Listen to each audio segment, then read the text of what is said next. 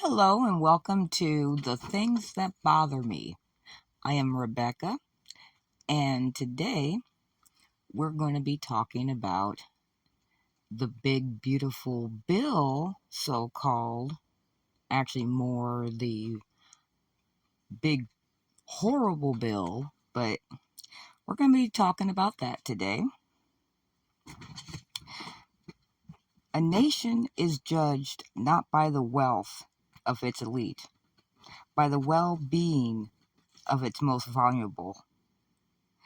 Yet today, in the shadow of a bill draped in false promises and guided deception, America turns its back on the people who built it. The big, beautiful bill is not a step forward. It is a portal backwards, a deliberate return to a cruel divides of the Gilded Age, to the time of the robber barons and unregulated power, to a world where the poor suffer in silence while the rich feast endlessly. The ladder to prosperity wasn't just pulled up, it was set on fire. The big, beautiful bill and the descent into two Americans. Number one, the safety net is shreds. It is in shreds. With the passage of the big, beautiful bill, programs like SNAP, Medicaid, housing, support, disability assistance, and school meals face unprecedented cuts or complete elimination. These weren't handouts, they were lifelines.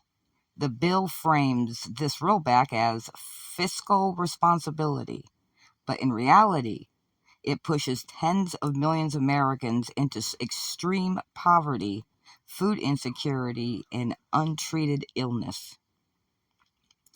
The effect of this will be millions are going to lose their health care overnight. Children are going to go to school hungry. Elderly and the disabled face homelessness. Rural communities are left with nothing. The tax cuts for the ultra wealthy, while the poor are stripped of their of the basics. The top 0.1% receive generous tax breaks.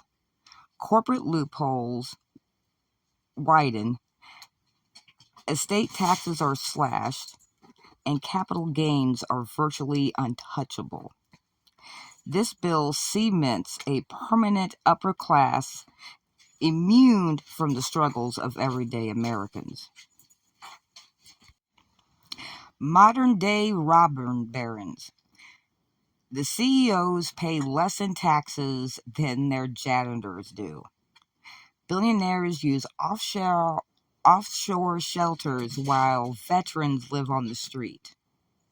Wealth hoarding accelerates while wages stagnate or vanish.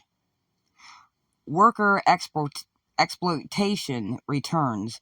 Worker protections are dismantled. Minimum wage increases are blocked. Union power weakened. Labor standards gutted. The result? A flood of low-wage, no-benefit jobs, and no legal way to fight back. The workforce becomes expendable, just as it was in the factories and sweatshops of the 19th century. You're lucky to have a job becomes the new mantra, no matter how abusive, underpaid, or dangerous that job may be. With federal support erased, the private sector steps in, but only for those who can afford it. Private health care for the rich, charter schools replacing public education, for-profit prisons, and clean water, safe housing, and healthy food becomes luxury commodities.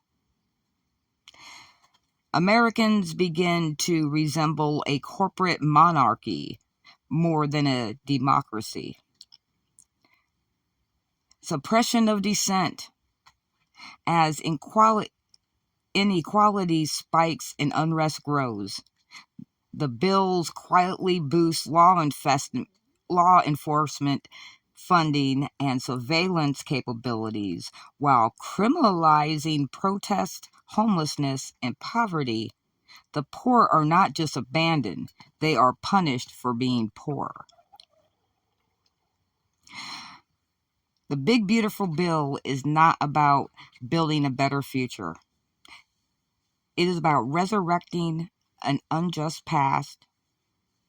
It rewrites the American story from one of shared progress to one of sanctioned suffering. It divides the nation into those who own everything and those who are told that they deserve nothing. It didn't just kill the American dream, it buried it beneath marble floors and penthouses far above the reach of those who need it the most. And unless the people rise to reclaim their place, we will find ourselves not in a modern democracy, but in a gilded cage owned and operated by the very few. To me, this bill is just pretty much the government divorcing the people. It is the public being cut off, and the few fortunate souls still out there that still has an income or, might be able to still be making it right now is just cheering all this on, and you don't realize you're cheering on your own destruction because it's coming to you. Whether or not there is taxes on tips and overtime is irrelevant if you don't have a job. Or if the jobs change, to where, they don't do overtime no more. People don't think about that, but that's my thoughts for today. If you come across this channel and you like what you hear, please like, subscribe, and comment, and talk to you again.